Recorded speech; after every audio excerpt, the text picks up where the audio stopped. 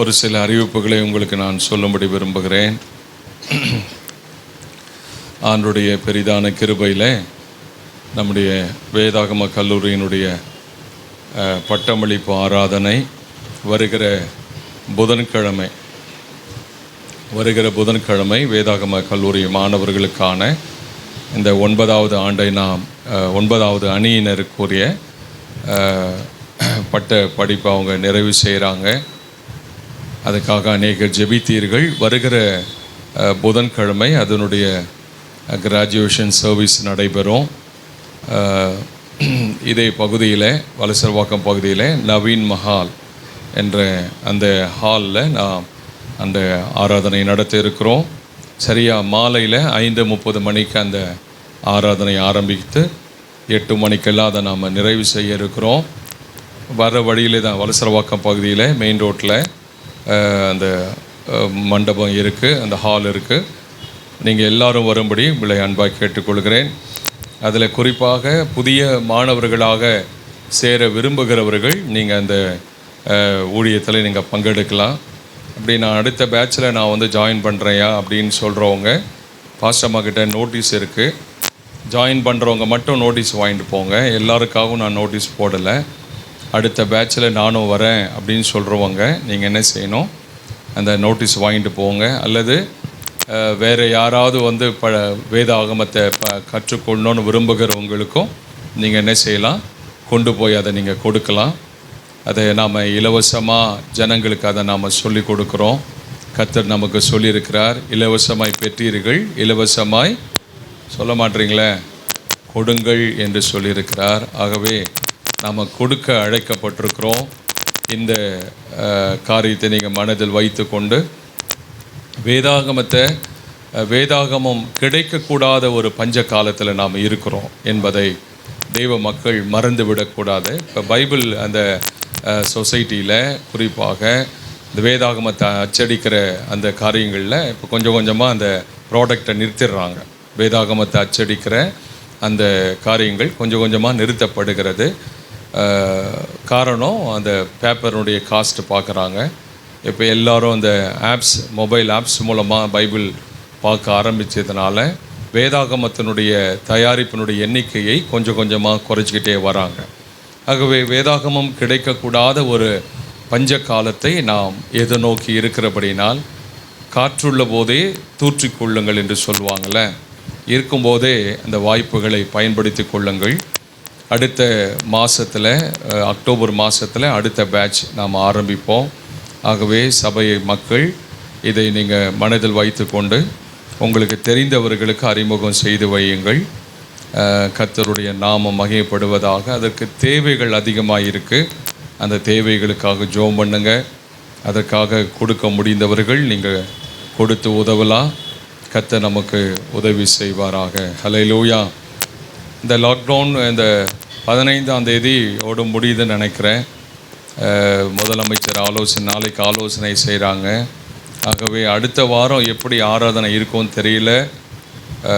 சபையார், நீங்கள் வாட்ஸ்அப் குரூப்பில் உங்களுக்கு மெசேஜ் நாங்கள் அனுப்புகிறோம், அதை நீங்கள் கவனிங்க. கர்த்தருக்கு சித்தமானால் அடுத்த வாரமும் வியாழக்கிழமை இருக்கும் என்றால் நாம் வியாழக்கிழமை ஆராதிக்கலாம். அப்படி இல்லை ஞாயிற்றுக்கிழமை ஆராதிக்கலாம் சொல்லி அரசாங்கம் நமக்கு சொல்லிச்சுன்னா ஞாயிற்றுக்கிழமையில் நாம் கர்த்தருடைய சமூகத்தில் கர்த்தரை ஆராதனை செய்யலாம். ஆமென். கொஞ்ச நேரம் ஆண்டுடைய வார்த்தையை நாம் தியானிக்கலாம். இந்த நாளின் செய்திக்கு ஆதாரமாக மார்க்கு சுவிசேஷ புத்தகம் 2ஆம் அதிகாரம் 14ஆம் வசனத்தை வாசிக்கலாம். மார்க்கு சுவிசேஷ புத்தகம். அவர் நடந்து போகையில்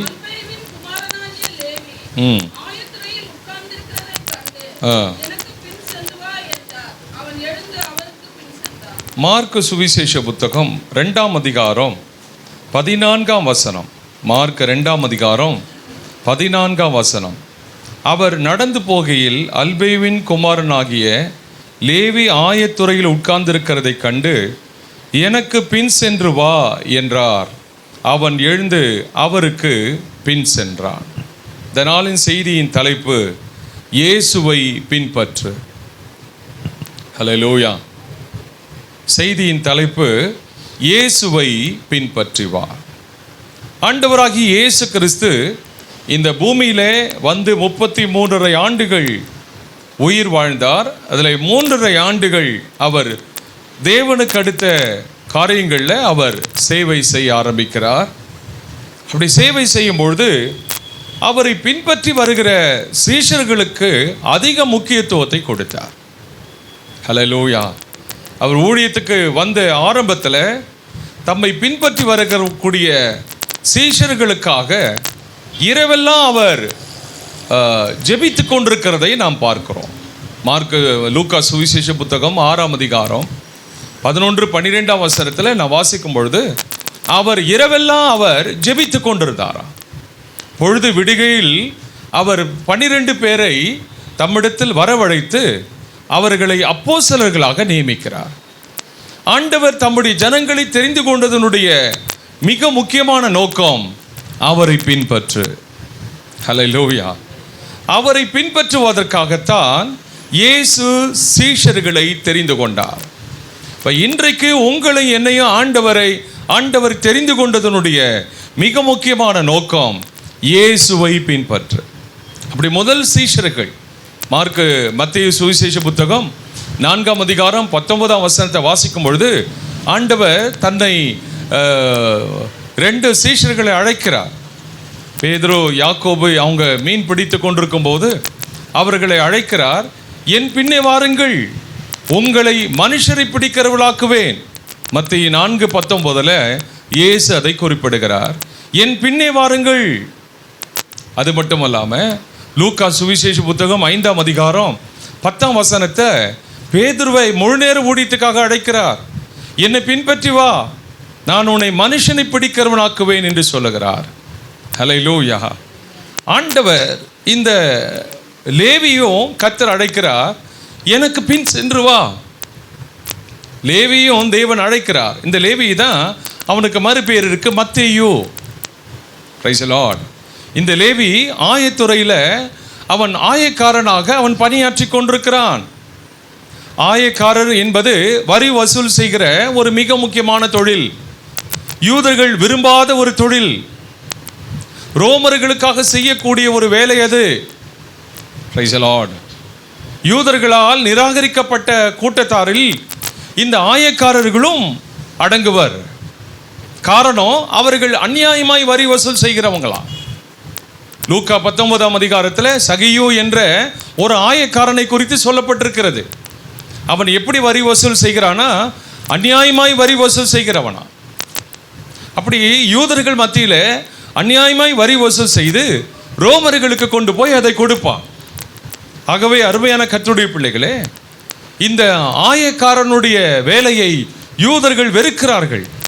இயேசு கிறிஸ்து இந்த ஆயத்துறையில் உட்கார்ந்திருந்த லேவி அழைக்கிறார், எனக்கு பின் சென்று வா. ஹல்லேலூயா. எனக்கு பின் சென்று வா. அவன் எல்லாவற்றையும் விட்டு விட்டு இயேசு கிறிஸ்துவை பின்பற்ற ஆரம்பித்தானா. ஹல்லேலூயா. ஒரு ஊழியக்காரர் எழுதுறாரு, அவனை கர்த்தர் அழைக்கும் பொழுது எல்லாவற்றையும் விட்டு விட்டான், ஆனால் அவன் கையில் வைத்திருந்த பேனாவை மட்டும் எடுத்துகிட்டு போயிட்டான்னா. Price the Lord. எதை மட்டும் எடுத்துகிட்டு போயிட்டான்? அவன் கையில் வைத்திருந்த பேனாவை மட்டும் எடுத்துகிட்டு போயிட்டானா. காரணம் என்னென்னா, அந்த பேனாவை கொண்டு தான் மத்தேயு என்ற சுவிசேஷ நூலை அவன் எழுதுகிறான். ஹல்லேலூயா. புதிய ஏற்பாட்டினுடைய முதல் புத்தகமாக மத்தேயு என்ற சுவிசேஷ இந்த நூல் வருகிறதுக்கான காரணம் இயேசு கிறிஸ்து சொன்ன ஒரு வார்த்தை, எனக்கு பின் சென்று வா. ஹல்லேலூயா. ஆகவே தான் இன்றைக்கு புதிய ஏற்பாட்டின் முதல் இடத்தை வகிக்கிறவனே 4 சுவிசேஷ புத்தகங்களில் முதல் புத்தகமாய் வருகிறதே மத்தேயு சுவிசேஷ புத்தகம் தாங்க. ஹல்லேலூயா. ஆகவே இயேசு கிறிஸ்துவை பின் சென்று வா. இந்த காலை நேரத்தில் தேவனை ஆராதிக்கும்படி வந்திருக்கிற கர்த்தருடைய பிள்ளைகளுக்கு ஆண்டவர் கொடுக்கிற செய்தி, இயேசு கிறிஸ்துவை பின் சென்று வா. ஹல்லேலூயா.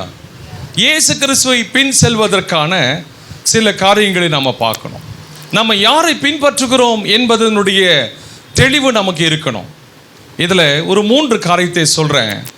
whom we are to follow. நாம் யாரை பின்பற்றுகிறோம் என்பதில் ஒரு தெளிவு இருக்கணும். அடுத்தது, why we are to follow, ஏன் இயேசு கிறிஸ்துவை பின்பற்றணும் என்பதிலையும் ஒரு தெளிவு இருக்கணும். நான் பின்பற்றுகிறவர் யார் என்ற ஒரு தெளிவு ஒவ்வொரு விசுவாசிக்கும் இருக்கணும். அதை நம்ம 1 பேதுரு 2ஆம் அதிகாரம் 21ஆம் வசனத்தில் இயேசு கிறிஸ்து நமக்கு அடிச்சுவடுகளை வைத்து போயிருக்கிறாரா. இந்த நாட்களில் அநேகர் பின்பற்றி கொண்டிருக்கிறாங்க. அநேக மத தலைவர்கள், அநேக சினிமா நடிகர்கள், அநேக அரசியல் தலைவர்களை திரள் கூட்டங்கள் பின்பற்றி கொண்டிருக்கிறது. எதற்காக பின்பற்றுகிறோம்? தான் பின்பற்றுகிற நபர் நமக்கு ஒரு முன்மாதிரியான வாழ்க்கை வாழ்கிறாரா என்று தெரியாம கண்மூடித்தனமாக ஜனங்க பின்பற்றி கொண்டிருக்கிறாங்க. இந்த ஃபாலோவர்ஸ் உருவாகிறது கண்மூடித்தனமாக உருவாக்கி கொண்டிருக்கிறாங்க. இயேசு கிறிஸ்துவை பின்பற்றுவதற்கும் மற்றவர்களை பின்பற்றுவதற்கும் வித்தியாசம் இருக்கு. 1 பேதுரு 2:21 பேதுரு சொல்லுகிறார், அவர் நமக்கு அடிச்சுவடுகளை வைத்து போயிருக்கிறார். எதை வைத்து போயிருக்கிறார்? அவர் போதனைகள் மட்டுமல்ல, அவருடைய வாழ்க்கை அவர் யார் என்பதை சுட்டி காண்பிக்கிறது. நீங்கள் நானும் பின்பற்றுகிற கிறிஸ்து யார் என்று உங்களுக்கு தெரியுமா? ஏன் அவரை பின்பற்றுகிறோம் என்று தெரியுமா? அதை குறித்து யோவான் சுவிசேஷ புத்தகம் 8ஆம் அதிகாரம் 12ஆம் வசனத்தில் வாசிக்கும் பொழுது, நம்முடைய ஆண்டவர் ஒளியாய் இருக்கிறார். நான் பின்பற்றுகிற கிறிஸ்து யார் என்றால், அவர் என் வாழ்க்கையின் ஒளி. நானும் நீங்களும் இருளிலே கிடக்கிறோம்.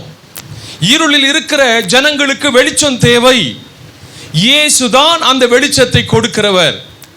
தேவ பிள்ளையே, இயேசுதான் மெய்யான ஒளி. யோவான்ல 1ஆம் அதிகாரத்தில் வாசிக்கிறோம், உலகத்தில் வந்து எந்த மனுஷனை பிரகாசிப்பிக்கிற மெய்யான ஒளியே இயேசு. இயேசுதான் அந்த மெய்யான ஒளி. நீ அவரை பின்பற்றுகிறதுக்கான காரணத்தை புரிந்து கொள். நீயும் நானும் இருளிலே கிடக்கிறோம். இருளில் இருக்கிற ஜனங்களுக்கு ஒளி தேவை. இயேசுவே அந்த ஒளி. 3வது இன்னொரு காரியத்தை சொல்றேன். how we are follow. நான் இயேசு கிறிஸ்துவை ஏன் பின்பற்றணும், எப்படி பின்பற்றணும்? ஹல்லேலூயா. அதை குறித்து நாம் பார்க்கலாம். எப்படிப்பட்ட ஒரு பின்பற்றுதலை கர்த்தர் இந்த காலை நேரத்தில் விரும்புகிறார் என்பதை குறித்து ஒரு சில குறிப்புகளை உங்கள் மத்தியிலே சொல்லும்படி விரும்புகிறேன். அதில் ஒன்று, ஆஸ் அ பிலீவர், ஒரு விசுவாசியாக முழு மனதோடு பின்பற்றுவது. அதை குறித்து நாம் வாசிக்கலாம். என்னாகமம் 14ஆம் அதிகாரம் 26ஆம் வசனம். என்னாகமம் 14ஆம் அதிகாரம் 24ஆம் வசனத்தை வாசிக்கலாம். என்னுடைய தாசனாகிய காலேப் வேறே ஆவியை உடையவனாய் இருந்து உத்தமமாய் என்னை பின்பற்றி வந்தபடியினாலே. சரியா? காலேபை குறித்து இங்கே ஆண்டவர் என்ன சொல்லுகிறார்னா, என் தாசனாகிய காலேப் வேறே ஆவியை உடையவனாய் இருந்து என்னை பின்பற்றி வந்தபடியினால். ஹல்லேலூயா. இயேசு கிறிஸ்துவை பின்பற்றுகிற ஒரு நபர் எப்படி பின்பற்றணும்னா, ஒரு முழு மனதோடு பின்பற்று. As a believer fully like காலேபை போல பின்பற்றுகிற ஒரு பின்பற்றுதலை கர்த்தர் இந்த காலை நேரத்தில் எதிர்பார்க்கிறார். ஹல்லேலூயா. சபை கர்த்தரை எப்படி பின்பற்றணுமா? காலேபை போல பின்பற்று. காலேப் என்றால் நாய் என்று அர்த்தம். காலேப்னா என்ன அர்த்தம் சொல்ல மாட்டீங்களே? இந்த வளர்ப்பு நாய் பார்த்துருக்குறீங்களா? அது எப்படி அந்த எஜமானுடைய அந்த காலடி தடங்களே பின்பற்றி போகும் பார்த்துருக்குறீங்களா? அந்த எஜமானுடைய சத்தம் அதுக்கு தெரியும். அந்த நாய்க்கு எஜமானுடைய சத்தம் தெரியும். எல்லா மிருகங்களை விட இந்த நுகருகிற சக்தி எதுக்கு அதிகம்னா நாய்க்கு அதிகம். இந்த மோப்ப சக்தின்னு சொல்கிறாங்களே, இந்த மோப்பம் பிடிச்சு கரெக்டாக அதை இனம் கண்டு கொள்ளும் தன்னுடைய எஜமான் யார் என்பதை. இந்த காலேப் என்பதற்கு பயன்படுத்தப்பட்ட வார்த்தை, அந்த விளக்கம் என்னன்னா நாய் என்ற அர்த்தம். இந்த காலேப் எப்படி பின்பற்றினானா, உத்தமமாய் பின்பற்றினான். எப்படி பின்பற்றினா? சத்தமாக சொல்ல மாட்டீங்களே? உத்தமமாய் என்னை பின்பற்றி வந்த காலேப். ஹல்லேலூயா. கர்த்தரை பின்பற்றுதல்ல இடைவிடாம அவருடைய அடிச்சுவடுகளை பின்பற்றி கொண்டே வருகிறான். இஸ்ரவேல் ஜனங்கள் எகிப்திலிருந்து புறப்பட்டு கானானை நோக்கி புறப்படுறாங்க.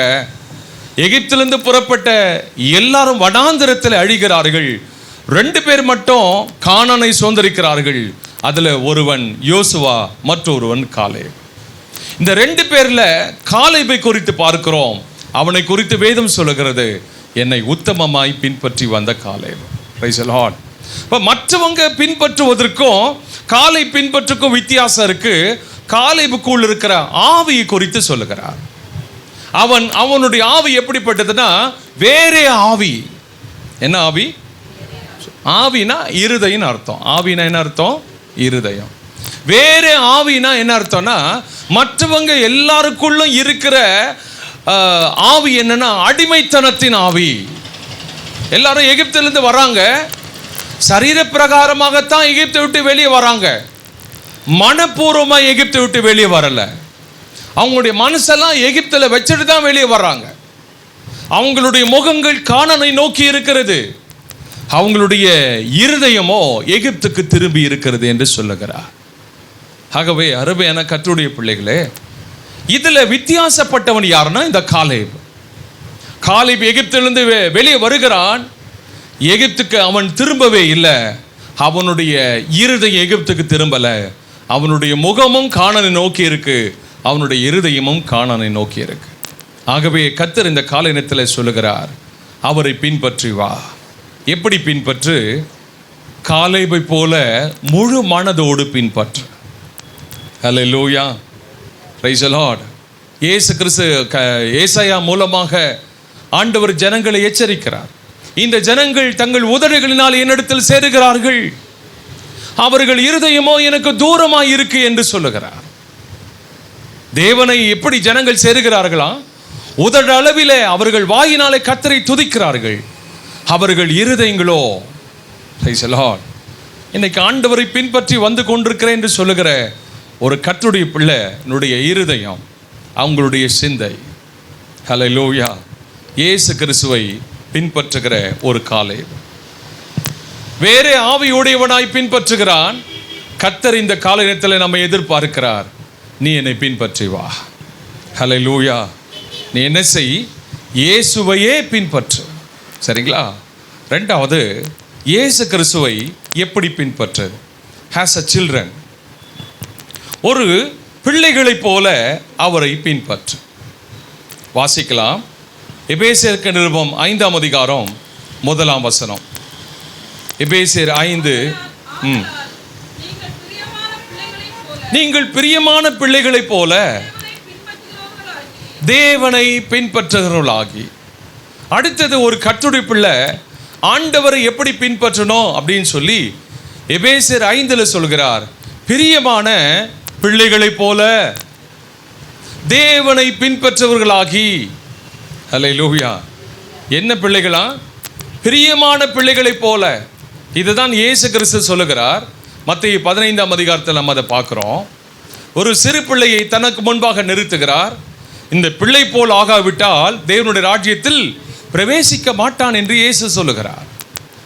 தேவனை பின்பற்றுகிற அந்த பின்பற்றுதல்ல தேவன் எப்படி எதிர்பார்க்கிறார்னா, நீ முழுமையாக பின்பற்று, நீ பிரியத்தோடு பின்பற்று. எப்படி பின்பற்று? அந்த பிள்ளைகள் எப்படி பின்பற்றுகிறதுனா, பிரியமான பிள்ளைகளைப் போல தேவனை பின்பற்றுவர்களாகி. அல்லேலூயா. அதை எப்படியெல்லாம் பின்பற்றணும், எங்கெல்லாம் பின்பற்றணும் சொல்லிட்டு இந்த எபேசியர் 5ஆம் அதிகாரத்தில் எழுதுகிறார். எபேசியர் 5ஆம் அதிகாரத்தில் ஆலயத்தில் எப்படி பின்பற்றணும் சொல்லி எழுதுகிறார். எபேசியர் 5ஆம் அதிகாரம் 2ஆம் வசனம் வாசிங்க.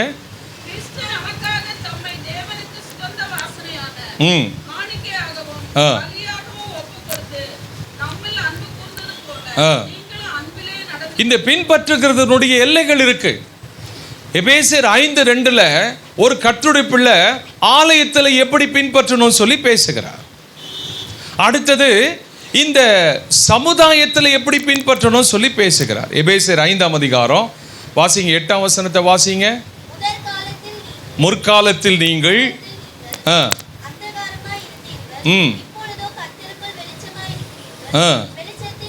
அடுத்தது எப்படி பின்பற்றணும் சொல்றாரு. வெளிச்சத்தின் பிள்ளைகளாய் நடந்து கொள்ளுங்கள். ஆலயத்தில் இருக்கிறோம், அதுக்கு அடுத்தது எங்க போகிறோம்? உலகத்துக்குள்ள போகிறோம். இந்த உலகம் எப்படிப்பட்டதுன்னா அந்தகாரம் உள்ளதான். இந்த அந்தகாரம் நிறைந்த இந்த உலகத்துல நீ எப்படி நடந்து கொள்ள சொல்றாரு? வெளிச்சத்தின் பிள்ளையாய் நடந்து கொள். அங்கிருந்து அப்படியே புறப்பட்டு போறாரு, ஒரு மார்க்கெட் பிளேஸுக்குள்ள வராரு, ஒரு வியாபார சந்தைக்குள்ள வருகிறார். எபேசியர் 5ஆம் அதிகாரம் 16ஆம் வசனத்துல சொல்றாரு, நாட்கள் பொல்லாதவைகளானதால் காலத்தை பிரயோஜனப்படுத்திக் கொள்ளுங்கள். ஹல்லேலூயா. நாட்கள் என்னது? பொல்லாதவைகளானதால். ஆலயத்தில் இருக்கிறோம், ஆலயத்திலிருந்து வெளியே போகிறோம், வெளியே போன பிறகு எங்க போகிறோம்? ஒரு கடை தெருவுக்கு போகிறோம், ஒரு சந்தை கூடுகிற இடத்துக்கு போகிறோம்.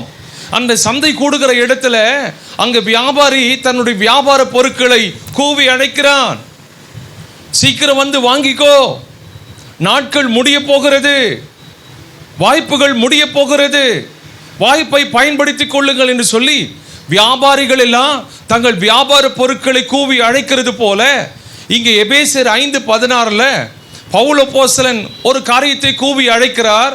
அந்த காரியம்தான் நாட்களை பயன்படுத்திக்கொள், வாய்ப்புகளை வாங்கிக்கொள். எதை வாங்க சொல்றாரு சொல்லுங்க? வாய்ப்புகளை வந்து வாங்கு. இதை போல வாய்ப்பு இன்னொரு முறை கிடைப்பது அரிது.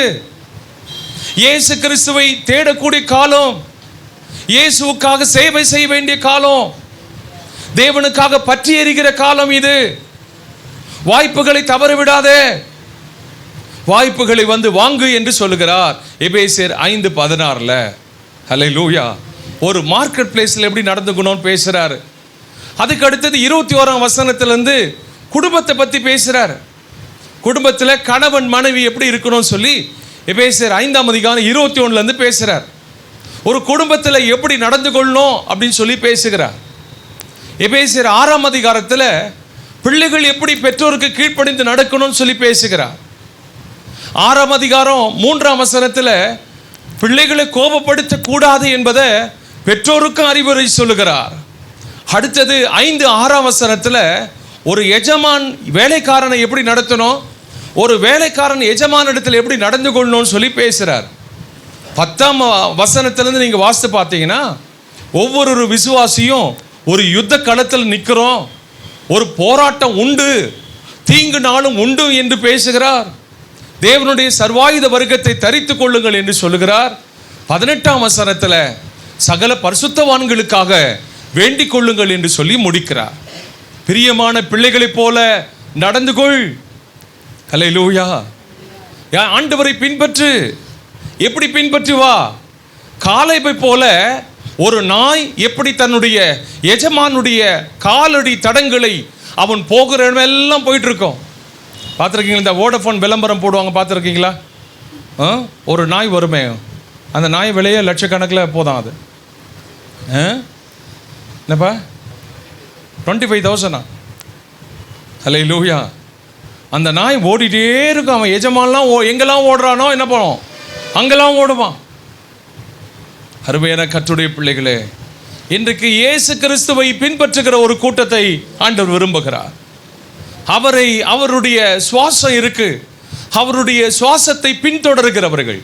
அவர் நமக்கு அடிச்சுவடுகளை வைத்து போயிருக்கிறார். அந்த அடிச்சுவடுகளை பின்பற்றி வருகிற ஒரு விசுவாசியாக வா, நீ ஒரு பிரியமான பிள்ளையாக வா. கர்த்தர் சொல்லுகிறார், எனக்கு பின் சென்று வா. ஹல்லேலூயா. அன்றைக்கு லேவி அழைத்தது போலவே உன்னை அழைக்கிறார், என்னை பின் சென்று வா. மூன்றாவதாக, ஆஸ் சர்வன்ட், ஒரு ஊழியக்காரனா என்னை பின்பற்றி வா. வாசிக்கலாம். யோவான் 12ஆம் அதிகாரம் 26ஆம் வசனம். ஒருவன் எனக்கு ஊழியம் செய்வானானால் என்னை பின்பற்ற கடவன். நான் எங்கே இருக்கிறேனோ, கர்த்தருக்கு மகிமை உண்டாகட்டும், ஒருவன் எனக்கு ஊழியம் செய்வானானால் என்னை பின்பற்ற கடவன் என்று சொல்லுகிறார். ஹல்லேலூயா. அடுத்த ஒரு பின்பற்றுதலை கர்த்தர் விரும்புகிறார். நீ ஒரு ஊழியக்காரனா என்னை பின்பற்றி வா. எப்படி பின்பற்றி வா? ஒரு ஊழியக்காரன் எப்படி தன்னுடைய எஜமானை பின்பற்றி வருவானோ, ஊழியக்காரனாய் நீ பின்பற்றி வா. தேவன் பல விதங்கள்ல அவருடைய பின்பற்றுதலை பற்றி பேசிட்டு இருக்கிறார். இயேசு கிறிஸ்து தனக்கு பின் செல்கிறவர்களுக்கு தான் அதிக முக்கியத்துவம் கொடுக்கிறார். லூக்கா சுவிசேஷ புத்தகம் 16ஆம் அதிகாரம் 25-26 வாசிக்கும் பொழுது தமக்கு பின் சென்று வருகிறவர்களை நோக்கி என்று குறிப்பிடப்பட்டிருக்கிறது. பின் செல்லாதவர்களை குறித்து ஆண்டவர் பேசல, பின் செல்கிறவர்களை குறித்து பேசுகிறார். ஒருவன் என்னை பின்பற்றி வர விரும்பினால் அவன் தன்னைத்தானே வெறுத்து தன் சிலுவை எடுத்துக்கொண்டு என்னை பின்பற்ற கடவன் என்று சொல்லுகிறார். ஹல்லேலூயா. இயேசு கிறிஸ்துவை பின்பற்றுகிறவர்களுக்கு ஆண்டவர் கொடுக்கிற ஒரு அழைப்பு, நீ என்னை கடைசி வரைக்கும் பின்பற்றி வா. எப்படி பின்பற்றி வா? கடைசி வரைக்கும் பின்பற்றி வா. இயேசு கிறிஸ்து யோவான் சுவிசேஷ புத்தகம் 6ஆம் அதிகாரத்தில் பேதுருவை பார்த்து கேட்கிறார், நீங்களும் என்னை விட்டு போய்விட மனதா இருக்கிறீர்களோ என்று கேட்கிறார். அநேகர் அவரை விட்டு அவரை பின்பற்றி நடவாமல் வழிவிலகி போகிறார்கள். இது கடினமான உபதேசம். யார் இதை பின்பற்றுவார்? அநேகர் அவரோடு நடவாமல் பின்வாங்கி போனார்கள் என்று வேதம் சொல்லுகிறது. ஏன்பா போறீங்க சொல்லி பின்னாடி போய் கூப்பிடல. கடைசியா மிச்சம் மீறாங்க 12 பேர் மட்டும்தான். அந்த 12 பேரை பார்த்து கேட்கிறார், நீங்களும் என்னை விட்டு போய்விட மனதா இருக்கிறீர்களோ? ஹல்லேலூயா. ஒருவேளை அப்படிப்பட்ட மனநிலையோடு இன்னைக்கு ஆண்டுடைய சமூகத்தில் உட்கார்ந்து இருக்கிறீங்களா? நீங்க எனக்கு இந்த காரியத்தை செய்யலைன்னா இனி சர்ச்சுக்கே வரமாட்டேன்ற ஒரு முடிவில் வந்திருக்கிறீங்களா? Price the Lord. இன்னைக்கு உங்களை பார்த்து கேட்கிற ஒரு கேள்வி, நீயும் போய்விட மனதா இருக்கிறையா? ஆண்டவருடைய ஏக்க குரலை கொஞ்சம் சபை புரிந்து கொள்ளணும். அதை விளங்கி கொண்டு பேதுரு சொல்கிறான், யாரிடத்தில் போவோம்? என்ன சொல்றான்? யாரிடத்தில் பார்ப்போம்? நித்திய ஜீவ வசனங்கள் உம்மிடத்தில் உண்டே. Price the Lord. அவரிடத்தில் என்ன இருக்கு? அவரை பின்பற்றினா என்ன கிடைக்கும்? காசு கிடைக்குமா? பணம் கிடைக்குமா? அதைவிட மேன்மையான ஒன்று நித்திய ஜீவ வசனங்கள். ஹல்லேலூயா. இந்த ஜீவ வசனங்கள் அவரிடத்தில் மட்டும்தான் இருக்கு. இந்த வசனங்கள் எதுக்கு? என் ஆத்துமா மண்ணோடு ஒட்டி கொண்டிருக்கிறது, உம்முடைய வசனத்தின்படி என்னை உயிர்ப்பியும். உங்களை என்னை உயிர்ப்பித்ததே வசனம் தானே. வேற என்ன வேணும்? இதை விட வேற என்ன வேணும்? நமக்கு வசனத்தை கொடுத்திருக்கிறாரு. அவர் தன்னுடைய சுவாசத்தை அனுப்பி இருக்கிறாரு. அந்த சுவாசம் நம்மளை இந்த மண்ணோடு ஒட்டி கொண்டிருந்த நம்மளை உயிர்ப்பித்து விட்டது. அதனால தான் பேதுரு கேட்கிறான், நாங்க வந்தது அப்பத்துக்காக வரலப்பா, உம்முடைய நித்திய ஜீவ வசனத்துக்காக வந்திருக்கிறோன்றான். ஹல்லேலூயா. சங்கீதக்காரன் சொல்லுகிறார், உம்முடைய வேதம் என் மன மகிழ்ச்சியா இராதிருந்தால் நான் என் துக்கத்திலே அழிந்து போயிருப்பேன்றார். வேதம் மட்டும் நம் மன மகிழ்ச்சியா இல்லைன்னு வச்சுங்களேன், இந்த இது தேவனுடைய சுவாசம். இந்த சுவாசம் மட்டும் இன்னைக்கு சபை கையில் இல்லைன்னா நம்ம அழிஞ்சு நிர்மூலமாய் போயிருப்போம். நாம இன்னைக்கு வரைக்கும் சபை நின்று கொண்டிருக்கிறதுக்கு காரணம் என்னன்னா அவருடைய ஜீவ வசனங்கள். ஆகவே நீ பின்பற்றி வா ஒரு ஊழியனாக. எப்படி பின்பற்றி வா? Price the Lord. ஒருவன் எனக்கு ஊழியம் செய்வானால் முதல்ல எனக்கு பின்பற்று, எனக்கு பின் செல், அப்புறம் ஊழியம் செய். ஆமென். ஊழியம் செய்ய எல்லாருக்கும் விருப்பம். அதை விட ஆண்டவர் எதிர்பார்க்கிறது, என்னை பின் சென்று வா. அதுக்கப்புறம் சொல்றாரு, நான் எங்கே இருக்கிறேனோ அங்கே என் ஊழியக்காரன் இருப்பான். ஒருவன் எனக்கு ஊழியம் செய்வானால் பிதாவானவர் அவனை கனம் பண்ணுவார். ஹல்லேலூயா. இன்றைக்கு ஆண்டவரை தான் பின்பற்றி கொண்டிருக்கிறேனா, இல்லை ஆண்டவர் விட்டு என்னுடைய பின்பற்றுதல் கொஞ்சம் கொஞ்சமா தூரம் போயிட்டே இருக்கா? கொஞ்சம் நீங்க யோசிங்க. ஆண்டவரை பின்பற்றி வாங்க.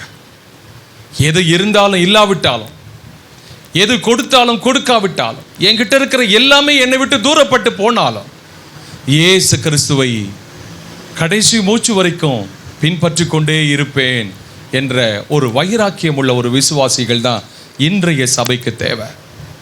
ஹல்லேலூயா. ஆகவே கர்த்தர் சொல்றாரு, என்னை பின்பற்று, ஒரு ஊழியனாக பின்பற்றுவா. சாரல் நவரோஜி நம்ம பாடுவாங்க, உம்மை பின் சென்று ஊழியம் செய்து உம் பாதம் சேர்ந்திட வாஞ்சிக்கிறேன். எப்படி பாடுறாங்க சொல்லுங்க? உம்மை பின் சென்று ஊழியம் செய்து பாதம் சேர்ந்திட வாஞ்சிக்கிறேன். சேர்ந்து பாடலாமா? உம்மை பின் சென்று ஊழியம் செய்து பாதம் சேர்ந்திட வாஞ்சிக்கிறேன். எல்லாரும் சேர்ந்து உம்மை பின் சென்று ஊழியம் செய்து பாதம் சேர்ந்திட வாஞ்சிக்கிறேன். தாரும் தேவா ஏழைக்கு மாறாத கிருபை, கண் பாரும் என்றும் நானும் அடிமை. தாரும் தேவா ஏழைக்கு மாறாத கிருபை, கண் பாரும் என்றும் நான் அடிமை. ஹல்லேலூயா, ஹல்லேலூயா.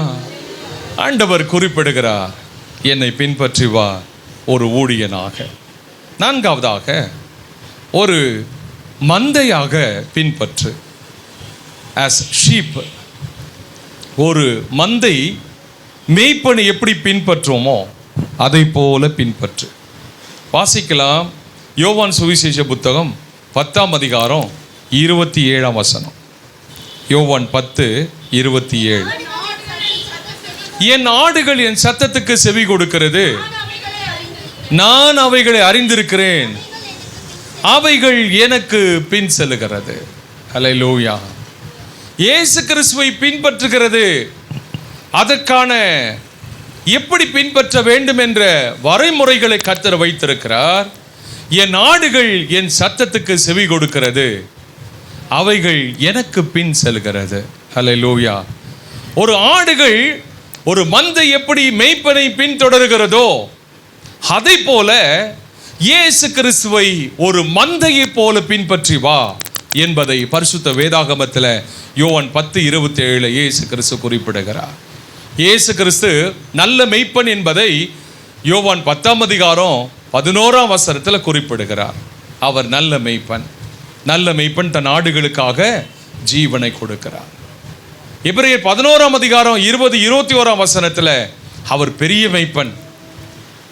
1 பேதுரு 5ஆம் அதிகாரத்தில் வாசிக்கிறோம் 4ஆம் வசனத்தில் அவர் பிரதான மேய்ப்பன். இயேசு கிறிஸ்து மேய்ப்பர். இஸ்ரவேல் ஜனங்களை ஆரம்ப நாட்களில் அவர் எப்படி பார்க்கிறார்னா மந்தைகளாக பார்த்தார். ஹல்லேலூயா. புதிய ஏற்பாட்டிலையும் சபையை ஆண்டவர் எப்படி தான் குறிப்பிடுகிறார்னா மந்தைகளாகத்தான் குறிப்பிடுகிறார். சரியா? இதை நம்ம லூக்கா சுவிசேஷ புத்தகம் 15ஆம் அதிகாரத்தில் வாசிக்கிறோம். ஒருவனுக்கு 100 ஆடுகள் இருக்கு, அதில் ஒரு ஆடு காணாமல் போனது.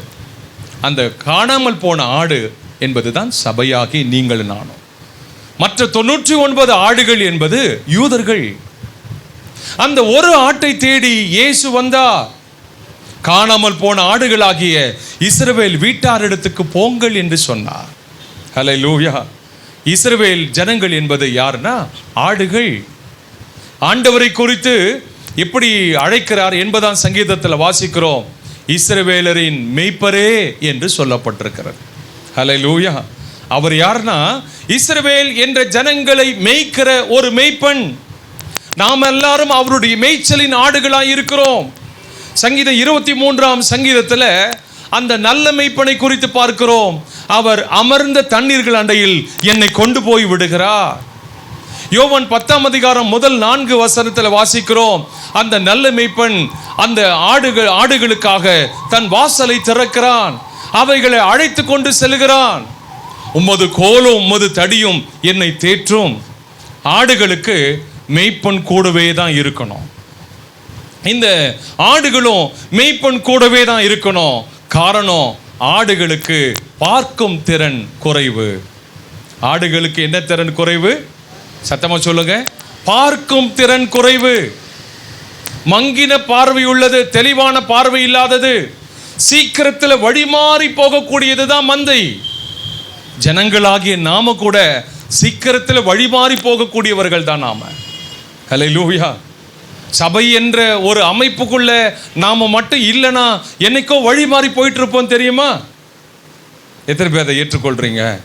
ஹல்லேலூயா. சபைக்கு மட்டும் நாம் வரல, சபை என்ற ஒரு அமைப்பை ஆண்டவர் ஏற்படுத்தி கொடுக்கலன்னு வச்சுங்களேன், நம்மெல்லாம் வழிமாறி போயிருப்போம். காரணம், சபை என்பது ஒரு மந்தை. சபையில் கர்த்தர் ஒரு மெய்ப்பனை வைத்திருக்கிறார். அந்த மெய்ப்பனுக்கு கையின் கீழ் இருக்கிற ஆடுகளாக நாம் இருக்கிறோம். இந்த மெய்ப்பன் அவைகளை வழி நடத்துகிறான். ஹல்லேலூயா, பிரைஸ் தி லார்ட். அந்த மெய்ப்பன் அதற்குரிய ஆகாரத்தை கொடுக்கிறான். வாரந்தோறும் உங்களுக்கு வேதத்தினுடைய ஆகாரத்தை நாங்கள் கொடுத்துக்கிட்டே இருக்கிறோம். Price the Lord. அந்த மெய்ப்பன் இந்த ஆடுகளை விசாரிக்கிறான், அந்த மந்தைகளை போஷிக்கிறான். அது அந்த மெய்ப்பனுடைய கடமை. ஹல்லேலூயா. ஆகவே அருமையான கர்த்தருடைய பிள்ளைகளே, நீங்கள் யாருன்னா நீங்கள் மந்தைகள், நான் யாருன்னா ஒரு மெய்ப்பன், தேவனால் நியமிக்கப்பட்ட ஒரு மெய்ப்பன். உங்களை போஷிக்க வேண்டியது எங்களுடைய கடமை, உங்களை விசாரிக்க வேண்டியது எங்களுடைய கடமை. ஹல்லேலூயா. உங்களுடைய எல்லா நிலையிலையும் உங்களை கவனித்து கொள்ள வேண்டியது யாருடைய கடமை? எங்களுடைய கடமை. காரணம் என்னன்னா, நாம் சீக்கிரத்தில் வழிமாறி போகக்கூடியவர்கள். வழிமாறி போகக்கூடிய அளவுக்கு இன்றைய உலகம் மிக மோசமான நிலைக்குள்ள போய்கொண்டிருக்கிறபடினால்தான் சபை என்ற அமைப்புக்குள்ள கர்த்தர் உங்களை அடிக்கடி கூட்டிட்டு வருகிறார். அந்த உத்தரவாதத்தை உணர்ந்தவர்களாய் நாங்கள் செயல்படுகிறோம். ஆகவே அருமையான சபை மக்களே, வழிமாறி போகிறதுக்கான வாய்ப்புகள் இருக்கு. ஒரு மந்தைகளை போல மெய்ப்பனை பின்பற்று. அந்த மெய்ப்பனுக்கு, அந்த மந்தைகளுக்கு பார்வை குறைபாடுகள் ஜாஸ்தி, ஆனால் கேட்கும் திறன் அதிகம். என்ன கேட்கும் திறன்? மெய்ப்பனுடைய சத்தத்தை கேட்டு கேட்டு வளர்கிறது தான் அந்த மந்தைகள். ஹல்லேலூயா, பிரைஸ் தி லார்ட். யாருடைய சத்தத்தை அதிகமாக கேட்டிருக்கு? மெய்ப்பனுடைய சத்தத்தை அது அதிகமாக கேட்டு வளரும். அந்நியருடைய சத்தத்தை அது கேட்காதபடினால அது அந்நியர்களுக்கு பின்பாக செல்லாது என்பதை இயேசு கிறிஸ்து அங்கே குறிப்பிடுகிறார். கொஞ்சம் வாசிங்க, யோவான் 10ஆம் அதிகாரத்தில் பாருங்க, 5ஆம் வசனத்தில் வாசிங்க. 10:5. அந்நியருடைய சத்தத்தை அறியாதபடியினால், அந்நியன் என்பது கள்ள உபதேசக்காரர்கள், கள்ள தீர்க்கதரிசிகள், கள்ள அப்போஸ்தலர்கள், கபடமுள்ள வேலையாட்கள், இவர்கள் எல்லாம் அந்நியர்களா? அந்நியர்களுடைய சத்தத்தை அறியாதபடியால் அவைகள் அந்நியனுக்கு பின் செல்லாமல் அவனை விட்டு ஓடிப்போம். தேவ பிள்ளைகளே, மெய்ப்பனுடைய சத்தம் எது என்பதை கேட்டு கேட்டு அறிந்து கொள். நீ அறியாத இன்னொரு சத்தம் இருக்கு, அது அந்நியருடைய சத்தம். இது கள்ள உபதேசம் என்பதை இனங்கண்டு கொள்வதற்காக நீ அடிக்கடி யாருடைய சத்தத்தை கேட்டு பழகினா? உன் மெய்ப்பனுடைய சத்தத்தை கேட்டு கேட்டு பழகிக்கொள். ஹல்லேலூயா, பிரைஸ் தி லார்ட்.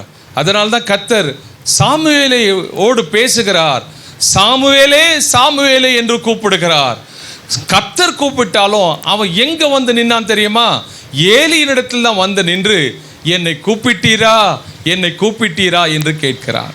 ஹல்லேலூயா. ஏன் தெரியுமா? ஆண்டவர் யாருடைய குரல்ல சாமுவேலை கூப்பிட்டாரு சொல்லுங்களேன்? ஏலியினுடைய குரலை தான் கர்த்தர் பயன்படுத்துறார். ஆமென். அப்போ உங்ககிட்ட பேசுறதுக்கு யாருடைய குரலை பயன்படுத்துறாரு? சொல்ல மாட்டீங்களே? என்னுடைய குரலை பயன்படுத்தி தான் உங்களிடத்தில் கர்த்தர் பேசுகிறார். ஹல்லேலூயா. வேற யாருடைய குரலை பயன்படுத்த மாட்டார். காரணம், நீங்க கர்த்தருக்கு தேவை. ஏலி பேலியாளா இருந்தாலும் ஏலியை பயன்படுத்துகிறார். ஏலி கிழவனா இருந்தாலும் ஏலியை பயன்படுத்துகிறார். ஏலியினுடைய பார்வை மங்கி போனாலும் ஏலியை பயன்படுத்துகிறார். ஏலி தேவ சமூகத்தில் படுத்து கொண்டிருந்தாலும் ஏலியை பயன்படுத்துகிறார். காரணம், அவருக்கு தேவை ஒரு சாமுவேல் தேவை. அவருக்கு சாமுவேலோடு கூட பேசணும். ஏலியினுடைய குடும்பத்தை எச்சரிக்கணும். வரப்போகிற நியாய தீர்ப்பிலிருந்து ஜனங்களை பாதுகாக்கணும். அதற்கு தேவன் பயன்படுத்துவது ஏலியினுடைய குரலை பயன்படுத்துகிறார். தேவ பிள்ளைகளே, மந்தைகள் தான் கர்த்தருக்கு முக்கியம். ஹல்லேலூயா. நீங்க தான் ஆண்டவருக்கு முக்கியம். உங்களிடத்தில் பேசுவதற்கு தேவன் என்னை ஒரு கருவியாய் பயன்படுத்துகிறார். ஆகவே அருமை சபை மக்களே, நீங்கள் வழிமாறி போகிறதுக்கான வாய்ப்புகள் இருக்கு. ஒரு மந்தையை போல சத்தத்தை கேட்டு கேட்டு பழகு. ஹல்லேலூயா. சத்தமே காணுமே. தேவனுடைய வார்த்தையை நீங்கள் கேட்டு கேட்டு பழகணும். கேட்டு கேட்டு பழகினாதான் கர்த்தர் பேசுவார். ஹல்லேலூயா. 5ஆவதாக, ஆஸ் சோல்ஜர் ஒரு தைரியம் உள்ள ஒரு போர் வீரனாக அவரை பின்பற்றும். ஒரு தைரியமுள்ள ஒரு போர் வீரனாக அவரை பின்பற்றும். தாவீது என்ற ஒரு மனுஷனுக்கு அவனை சுற்றிலும் பராக்கிரமசாலிகள் இருந்தாங்களாம். அவன் கூட நிறைய பராக்கிரமசாலிகள் இருந்தாங்க. அவனை பின்பற்றுகிற பராக்கிரமசாலிகள் எப்படி பின்பற்றுறாங்கன்னா தைரியமா பின்பற்றுறாங்க. அந்த தைரியத்தில் அவங்க துணிந்து செயல்படுகிற ஒரு போர் வீரர்கள். வாசிக்கலாம் 1 நாளாகமம் 11ஆம் அதிகாரம் 12ஆம் வசனம். 1 நாளாகமம் 11:12.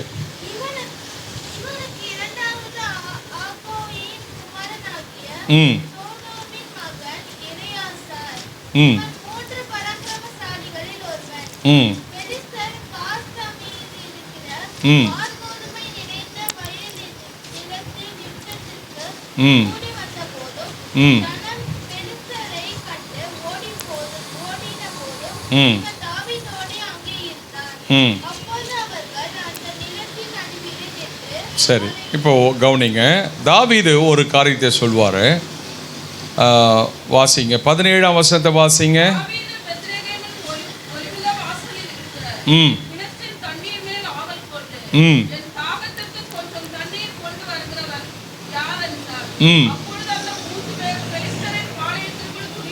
அப்பொழுது அந்த 3 பேர் பெலிஸ்தருடைய பாளையத்திற்கு துணிந்து புகுந்து போய்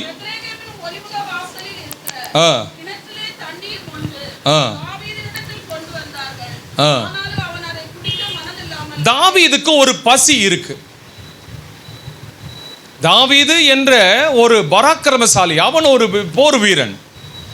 அவனை சுற்றிலும் போர் வீரர்கள் பராக்கிரமசாலிகள் அதிகம் பேர் இருக்கிறாங்க. அதுல 3 பேர் மிக முக்கியமானவங்க. அந்த 3 பராக்கிரமசாலிகளுக்கு தாவீது ஒரு ஆதங்கத்தை தெரிவிக்கிறான். பெத்லகேம்ல இருக்கிற பெலிஸ்தருடைய தானியத்தில் இருக்கிற கிணற்றில் இருக்கிற தண்ணீர் வேணும்ன்றான். இங்க இருக்கிற தண்ணீர்லாம் வேணாம். பெத்லகேம் யாருடைய கட்டுப்பாட்டில் இருக்கிறான்? பெலிஸ்தருடைய கட்டுப்பாட்டில் இருக்கு. அங்கு எதிரிகளுடைய இராணுவ படை அங்கே முற்றுகை போட்டிருக்கு. அந்த இராணுவ படையும் தாண்டி அதுக்குள்ள போயிருக்கிற தண்ணீரை கொண்டு வா. காரணம், நான் பசியா இருக்கிறேன், என் தாகத்தை தீர்க்கிறதுக்கு நீ அங்கே போய் வா. Price the Lord. அந்த தாவீதுக்கு உண்டான பசியை அவர்கள் உள்வாங்கிக் கொள்ளுகிறார்கள். எப்படிப்பட்ட அச்சுறுத்தலையும் தாண்டி அவர்கள் உள்ளே நுழைகிறார்கள். தைரியமாய் துணிந்து புகுந்து போய். Price the Lord. எப்படி? துணிந்து புகுந்து போய் அந்த தண்ணீரை கொண்டு வருகிறார்கள். காரணம், அவனுடைய பசி. தங்கள் ஜீவனையும் பொருட்படுத்தாமல் புறப்பட்டு போகிறார்கள். இயேசு கிறிஸ்துவை பின்பற்றி வருகிற ஒரு கர்த்தருடைய பிள்ளை, ஒரு போர் சேவகனாக நீ பின்பற்றி வா. எப்படி பின்பற்று? ஒரு போர் சேவகன். போர் சேவகனுக்குள் இருக்கக்கூடிய மிக முக்கியமான காரியம் துணிவு. அந்த துணிவு எதனால் வந்தது? தாவீதுக்குள் இருக்கிற பசி. அந்த பசியை ஆற்றணும். இன்றைக்கு சபையும் தேவனுக்காக துணிவு கொள்ளணும். காரணம், தேவன்கிட்ட இருக்கிற ஒரு பசி. தேவன் பசியோடு இருக்கிறார். அவர் எதன் மேல் பசியா இருக்கிறார்? நீதியின் மேல் பசியோடு இருக்கிறார். தேவனை தேடுகிறவன் உண்டோ என்ற பசியோடு இருக்கிறார். ஆத்துமாக்களை குறித்த பசியோடு இருக்கிறார். ஹல்லேலூயா. சமாரியா என்ற பட்டணத்தில் தாகத்தோடு பசியோடு வந்து அமருகிறார். தாகத்துக்கு தாய் என்று கேட்கிறார். ஹல்லேலூயா. அதே போலதான் தாவீதும் கேட்கிறார், தாகத்துக்கு தா. தேவனுடைய தாகம் எல்லாம் என்ன தெரியுமா? இந்த சமாரிய மக்கள். ஹல்லேலூயா. அவருடைய தாகம் அங்கே தணிக்கப்படுகிறது. காரணம், அந்த சமாரிய பட்டணத்தில் இருக்கிறவங்க எல்லாரும் இயேசு கிறிஸ்துவை விசுவாசிக்க ஆரம்பித்து விட்டார்கள். இதுதான் என் ஆண்டவருடைய தாகம்.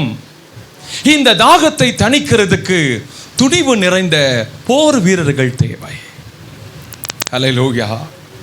இன்றைக்கு இயேசு கிறிஸ்துவை பின்பற்றுவார். அந்த பின்பற்றி வருகிறதனுடைய துணிவு உனக்கு இருக்கா?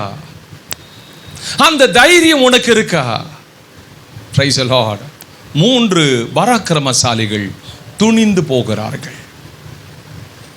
2 ராஜாக்களின் புத்தகம் 7ஆம் அதிகாரத்தில் 4 குஷ்டரோகிகள் துணிந்து அசீரியருடைய பாளையத்துக்குள்ள போகிறார்கள். 4 குஷ்டரோகிகள். அதுக்கு 5ஆம் அதிகாரத்தில் நீங்க வாஸ்து பார்த்தீங்கன்னா, தேசம் பஞ்சத்தில் வாடுகிறது. ஜனங்க எல்லாரும் தங்கள் பெற்றெடுத்துக்கிற பிள்ளைகளை சமைத்து சாப்பிடுறாங்க. ராஜா வஸ்திரம் கிழித்தவனாய் தேவ சமூகத்தில் விழுகிறான். தேசத்தின் மக்கள் பசியில வாடுகிறார்கள். 4 குஷ்டரோகிகள் தேசத்தில் இருக்கிறாங்க, பாளையத்துக்கு புறம்பே இருக்கிறாங்க. அவங்க வெளியே அசீரியருடைய பாளையம் உள்ள வந்து இறங்கி இருக்கு. சீரியருடைய பாளையங்கள். நாம இங்க இருந்தாலும் சாக தான் போகிறோம், அங்க போனாலும் சாக தான் போகிறோம். எங்க போனாலும் மரணம் நமக்கு நிச்சயமே. இந்த மறிக்கிறதுக்கு முன்பதாக இந்த ஜனத்தினுடைய பசி ஆற்றணும்.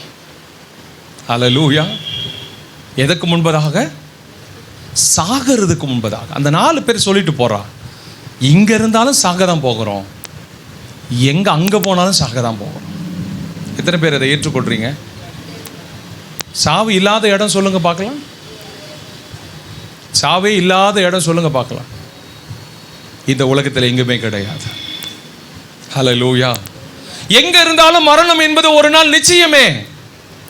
அந்த மரணத்துக்கு முன்பதாக பசியோடு இருக்கிற என் ஆண்டவருடைய பசியை நான் தீர்க்கணுமே. அந்த 3 பராக்கிரமசாலிகள் தாவீதினுடைய பசியை புரிந்து கொள்ளுகிறார்கள். தாவீதினுடைய தாகத்தை புரிந்து கொள்ளுகிறார்கள். எதிரிகளுடைய பாளையத்துக்கு போகிறார்கள். தண்ணீரை மொண்டு கொண்டு வருகிறான். ஹல்லேலூயா. இன்றைக்கு ஆண்டவர் அதே தான் இன்றைக்கு உங்களிடத்தில் கேட்கிறார். உனக்குள்ள எங்க போச்சு அந்த துணிவு? ஆரம்ப நாட்கள் இருந்த அந்த வைராக்கியம் எங்க? தேவனுக்காக துணிவு கொண்டியே, தேவனுக்கு என்று வைராக்கியம் பாராட்டினியே, இயேசு போதும் என்று சொல்லி எல்லாவற்றையும் உதறி விட்டு வந்தாயே, ஜெபம் துதி ஆராதனைக்கு அவ்வளவு முக்கியத்துவம் கொடுத்தாயே, உன்னுடைய துணிவு எங்கே? இயேசு கிறிஸ்துவினுடைய மரணம் அந்தரங்க சீஷர்களை வெளிரங்கமான சீஷர்களாக மாற்றி விட்டது தெரியுமா? ஹல்லேலூயா. பிலாத்துவை குறித்து வேதம் சொல்லுகிறது. இந்த பிலாத்துவினிடத்தில் அரிமத்திய ஊரானாகிய யோசேப்பை குறித்து மார்க்கு சுவிசேஷ புத்தகத்தில் 15ஆம் அதிகாரத்தில் வாசிக்கிறோம். அவன் துணிந்து போனான் என்று சொல்லப்பட்டிருக்கிறார். ஹல்லேலூயா. துணிந்து போய் இயேசுவின் சரீரத்தை கேட்டு வாங்குறான். இயேசுவின் சரீரத்தை கேட்டு வாங்கி தன்னுடைய புதிய கல்லறைக்குள்ள இயேசுவுக்கு இடம் கொடுக்கிறான். அந்த நாட்களில் இயேசு கிறிஸ்துவை பின்பற்றி வருகிறவர்களுக்கு ஒரு மிகப்பெரிய அச்சுறுத்தல், மிகப்பெரிய தண்டனை வழங்கப்பட்ட நாட்கள் அது. அரிமத்திய ஊரானாகிய யோசேப்பு, இரவிலே வந்திருந்த நிக்கோதேமு, இவங்கெல்லாம் யூதர்களுக்கு பயந்தபடினால் இரவிலே தான் இயேசு கிறிஸ்துவை தேடி வந்தாங்க. பயந்து பயந்து வாழ்ந்தார்கள். இப்பொழுது இயேசு கிறிஸ்துவினுடைய மரணம் அவர்களை வெளியே கொண்டு வந்து விட்டது. அவர்கள் துணிந்து போய் கேட்கிறார்கள். இயேசுவின் சரீரத்தை கேட்டு வாங்குகிறார். ஹல்லேலூயா. ஆகவே ஒரு போர் வீரனை போல துணிந்து பின்பற்றி வா. எப்படி பின்பற்றி வா? சொல்ல மாட்டீங்களேங்க. ஹல்லேலூயா. கையில் பைபிள் எடுத்துன்னு வரதே மறைச்சு கொண்டு வரோம் நம்ம விசுவாசி. தெரியுமா உங்களுக்கு? சர்ச்சுக்கு போகிறதே வெளியே தெரியக்கூடாதுன்ற எண்ணத்தில் நம்ம வந்துட்டுருக்குறோம். இன்றைக்கி வெளிரங்கமாக ஆகணும். ஹல்லேலூயா. அந்தரங்க சீஷர்கள் எல்லாரும் இன்னைக்கு வெளிரங்கமான சீஷர்களாக வரணும். கர்த்தருடைய பிள்ளைகளே, ஒரு போர் வீரனாக நீ பின்பற்றி வா. அடுத்தது 6வது, ஒரு சேவகனாக அருகில் பின்பற்று. ஒரு சேவகனாக அருகில் பின்பற்று. லைக் அ ரூத். ரூத்தை போல, ரூத்தின் புத்தகத்தில் நாம் அதை வாசிக்கிறோம். 1ஆம் அதிகாரம் 16ஆம் வசனத்தில் நாம் அதை வாசிக்கிறோம். வாசிக்கலாம்.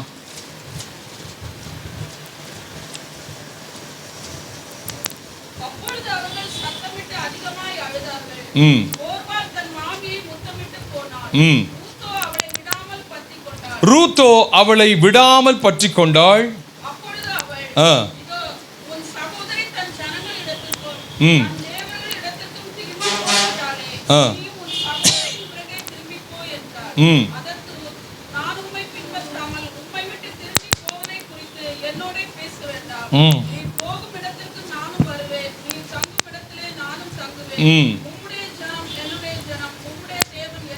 ரூத்தினுடைய அறிக்கையை கொஞ்சம் பாருங்கள்.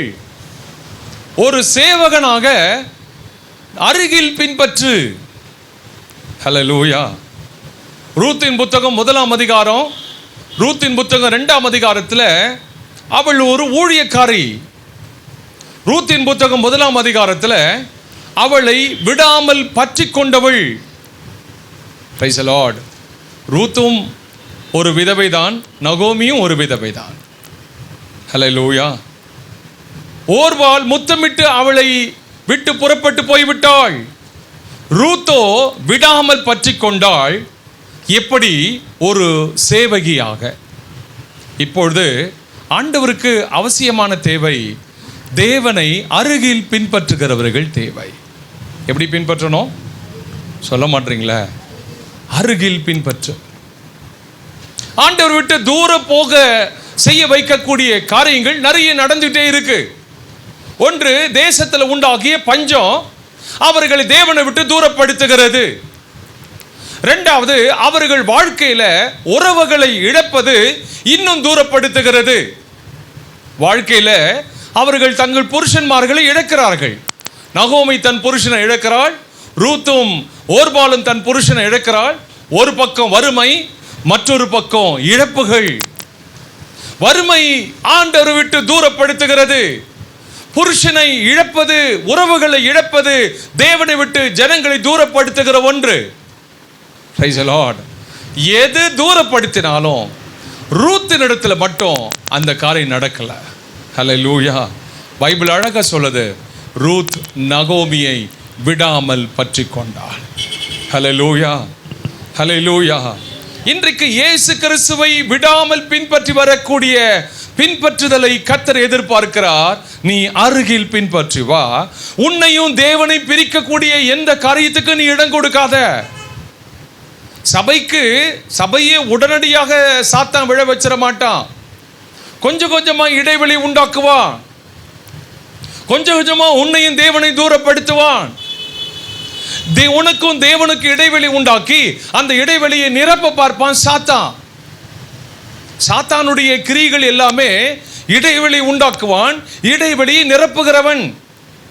பேதுரு அனனியா சப்பீரால் இடத்துல சொன்னது என்ன தெரியுமா? சாத்தான் உங்கள் இருதயத்தை நிரப்பினது என்ன?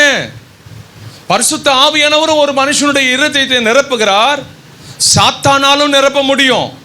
சாத்தான் எப்போ அது நிறைவை கொண்டு வர முடியும்னா இடைவெளி உண்டாக்கும் போது. அப்போ நல்ல கவனிங்க, ஜெபம், துதி, ஆராதனை இவைதான் நம்மை தேவனிடத்தில் சேர்க்கக்கூடிய ஒன்று. இவைகள் எப்பொழுது இல்லையோ, சபை கூடி வருதலை எப்பொழுது நீ தூரப்படுத்துகிறாயோ, ஜெபம், துதி, ஆராதனை எப்பொழுது நீ தூரப்படுத்துகிறாயோ, அப்பொழுதே உனக்கும் ஆண்டவருக்கும் ஒரு இடைவெளி வருகிறது. அந்த இடைவெளி வரும்பொழுது அந்த இடைவெளியை சாத்தான் எப்பொழுதுமே நிரப்பதான் பார்ப்பான். ஹல்லேலூயா. காரணம், நீ மீண்டுமாக உயிர்ப்பிக்கப்பட்டு விடக்கூடாது, நீ மீண்டுமாய் புதுப்பிக்கப்பட்டு விடக்கூடாது, நீ மீண்டுமாய் ஆண்டவருடைய அன்பில் போய் சேர்ந்து விடக்கூடாது என்பதில் சாத்தான் மிகவும் அக்கறையா இருக்கிறான். 1 ராஜாக்களின் புத்தகம் 13ஆம் அதிகாரத்தை நீங்க வாசித்து பார்த்தீங்கன்னா, 13, 14ஆம் அதிகாரத்தில் நீங்க வாசித்து பார்த்தீங்கன்னா ஒரு சம்பவம் நடக்கும். அங்கே தேசம் ரெண்டா பிரியும். 1 ராஜாக்கள் 12, 13, 14 அந்த அதிகாரங்களை நீங்க வாசித்து பார்த்தீங்கன்னா, இஸ்ரவேல் என்ற தேசம் ரெண்டா உடையும். ஒன்று இஸ்ரவேலாக, மற்றொன்று யூதாவாக. சரிங்களா? இஸ்ரவேலுக்கு 10 கோத்திரம். ஆண்டவர் அகியா என்ற ஒரு தீர்க்கதரிசியை கொண்டு யெரொபெயாமுக்கு சொல்லுவார். ரெகொபெயாம் இருப்பான், யெரொபெயாம் இருப்பான். இந்த யெரொபெயாம் கையில 10 கோத்திரத்தை எடுத்து கொடுக்கிறார். அவன் இந்த இஸ்ரவேல் ஜனங்கள். ரெகொபெயாம் கிட்ட 2 கோத்திரம், அவன் யூதா. தேசத்தை ரெண்டா பிரிச்சு 10 கோத்திரத்தை யெரொபெயாம் கையில கொடுத்துறான். கொஞ்சம் கவனிக்கலாம். இந்த யெரொபெயாம் என்ன செய்யறான் தெரியுமா? இந்த ஜனங்கள் இந்த பெத்லகேமை விட்டு தேவனை ஆராதிப்பதற்கு எங்க போவாங்களாம்? எருசலேமுக்கு போவாங்க. எருசலேமுக்கு போனா அங்கே சாலமோனுடைய மகனாகிய ரெகொபெயாம் இருக்கிறான். அவனுடைய பக்கமாய் அவர்களுடைய இருதயம் சாய்ந்து விடும் என்று சொல்லி அவன் என்ன பண்றான்? பெத்தேல்லையும் தான்லையும் பொன் கன்றுக்குட்டிகளை வைக்கிறான். என்ன பண்றான்? அந்த சம்பவம் தெரியுமா உங்களுக்கு? கொஞ்சம் வாசிக்கிறீங்களா? 1 ராஜாக்களின் புத்தகம் 12ஆம் அதிகாரமா? கொஞ்சம் எடுங்க. 1 ராஜாக்களின் புத்தகம், ஒரு நிமிஷம் வாசிங்க. 27ஆம் வசனத்தை வாசிங்க. இந்த ஜனங்கள் எருசலேமில் உள்ள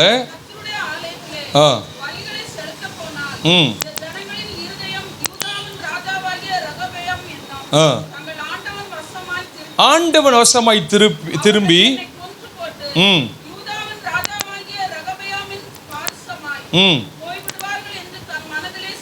சிந்தித்துக் கொண்டிருந்தான். ஆகையால்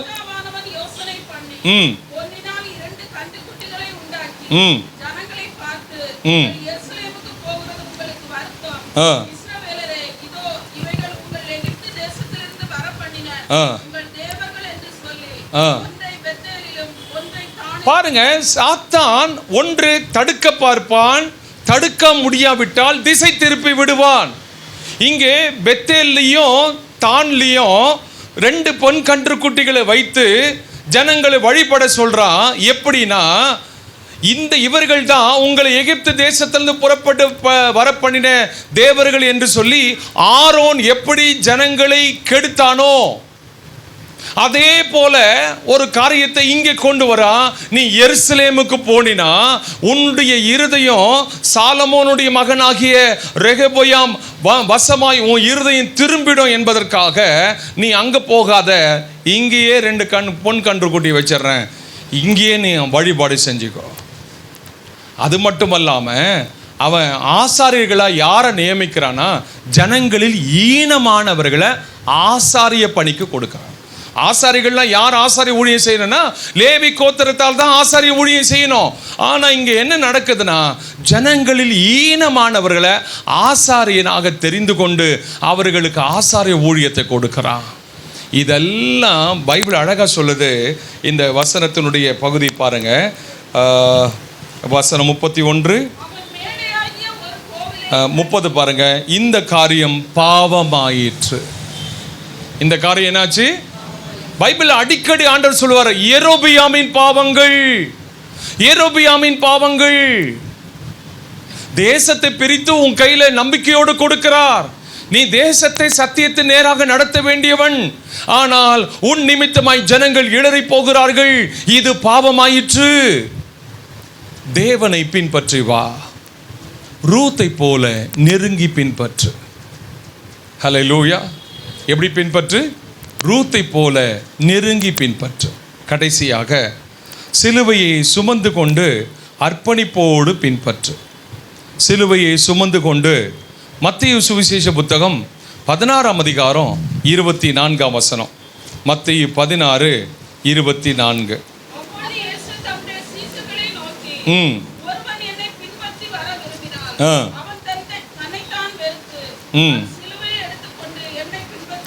தன்னைத்தான் வெறுத்து தன் சிலுவை எடுத்துக்கொண்டு என்னை பின்பற்ற கடவன்.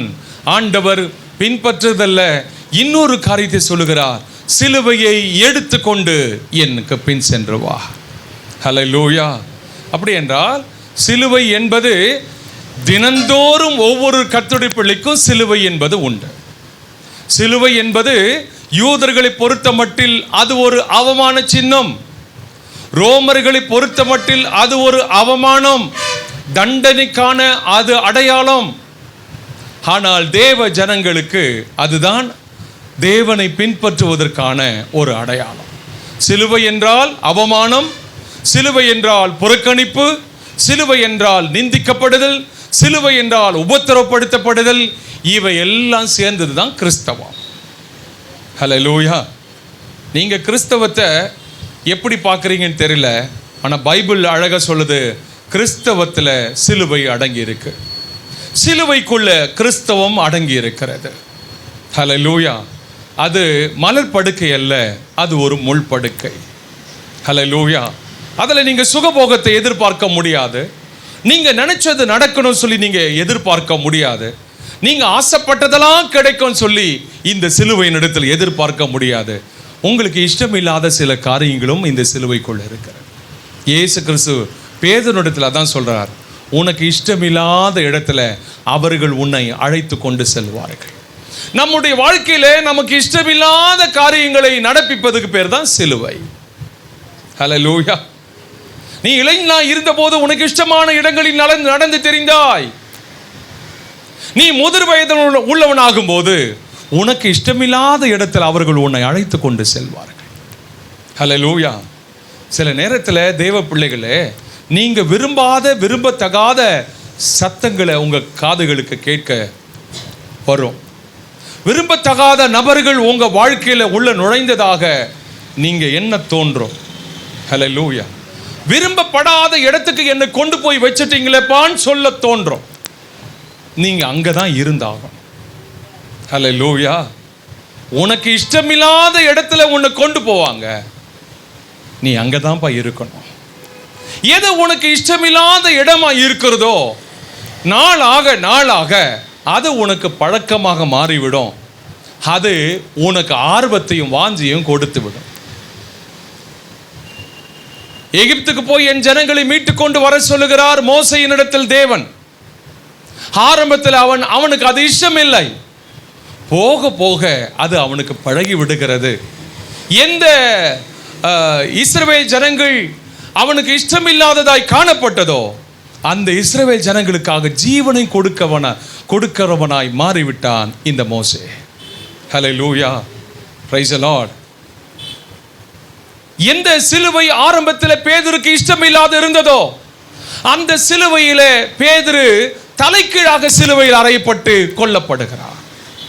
பேதுருவை சிலுவையில் அறைய கொண்டு போறாங்க.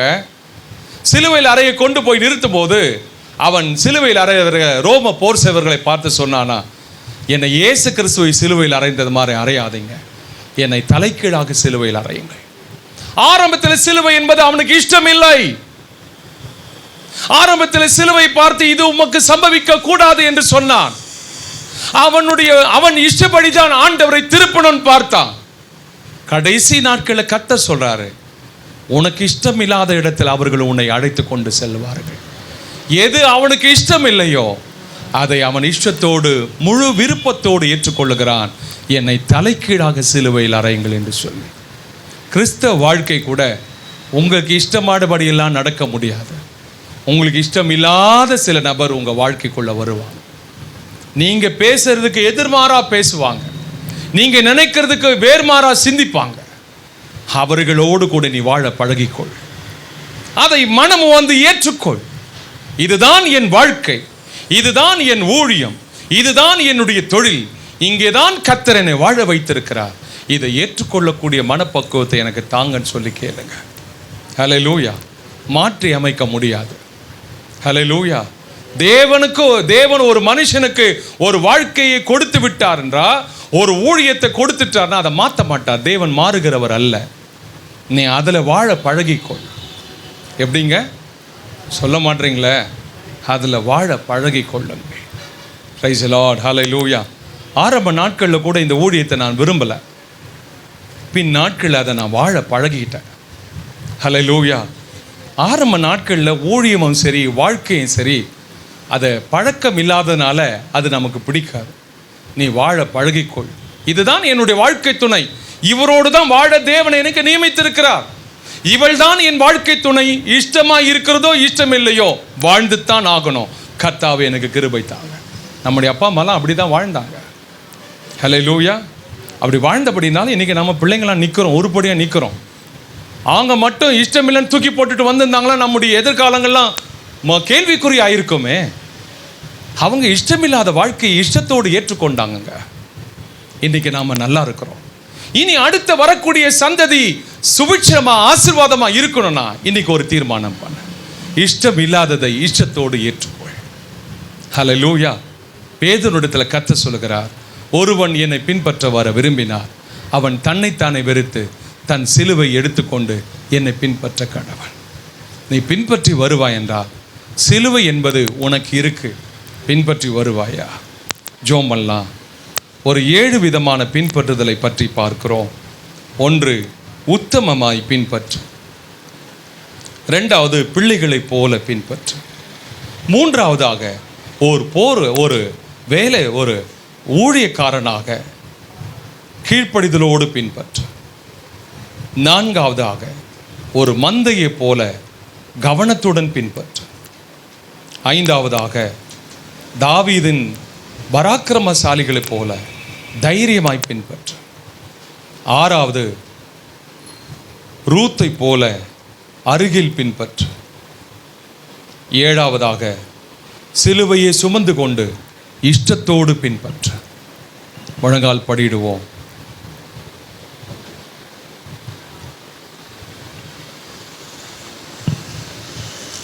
சாரோனின் ரோஜாயிவ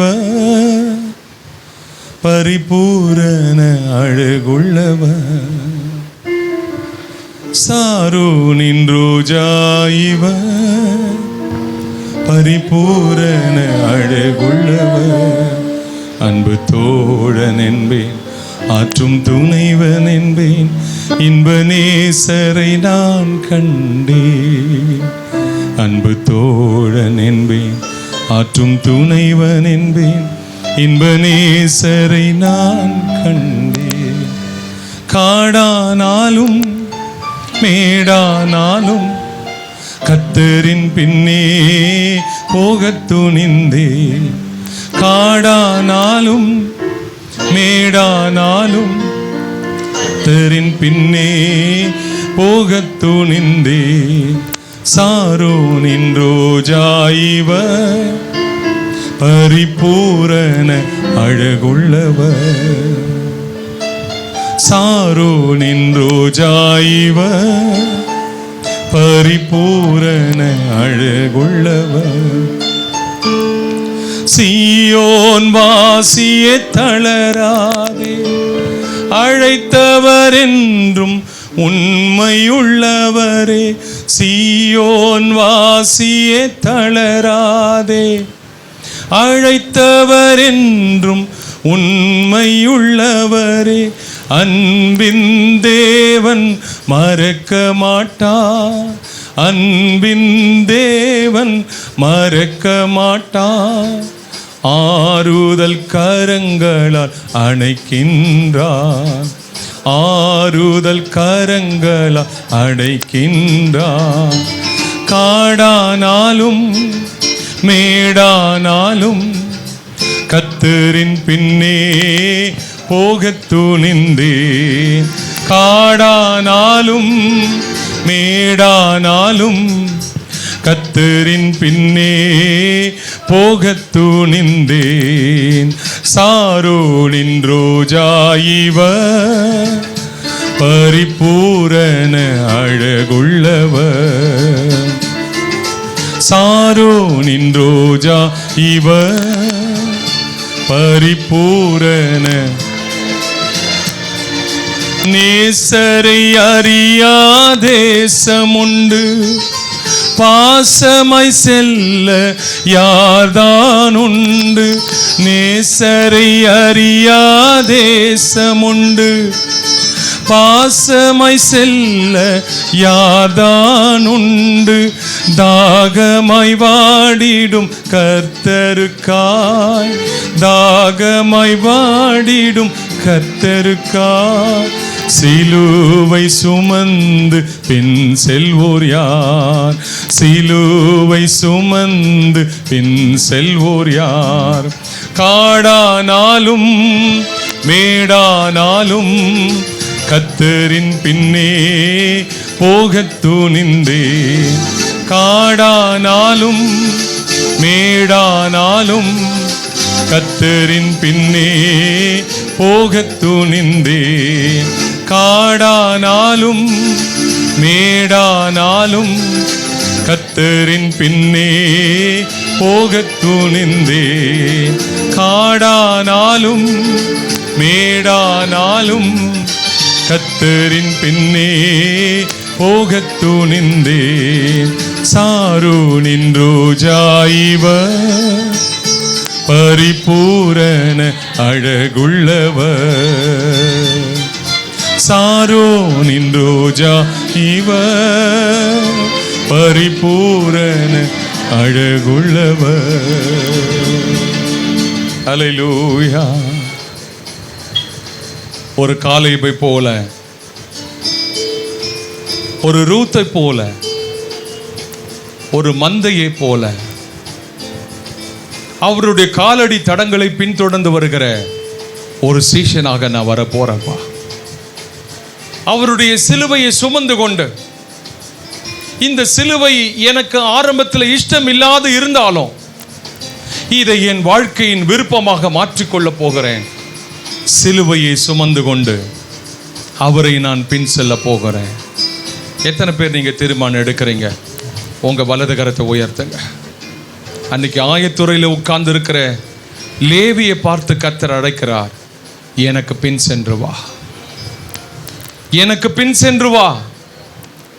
யார் சொல்றதையும் கேட்காத, கர்த்தர் என்ன சொல்றாரோ அதை மட்டும் சொல்றதை கேளு.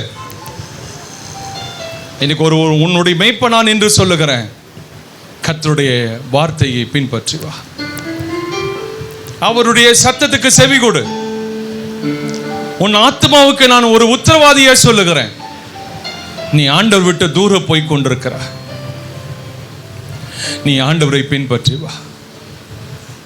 உனக்கு இஷ்டம் இல்லைனாலும் பரவாயில்ல, நீ பின்பற்று.